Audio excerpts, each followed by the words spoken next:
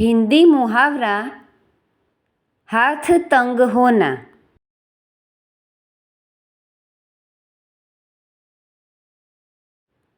हाथ तंग होना अर्थ आर्थिक तंगी होना।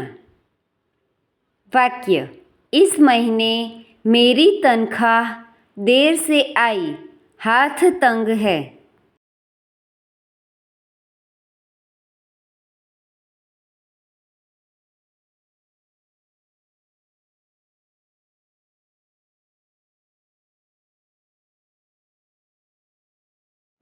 Thank you friends. Please like, share and subscribe.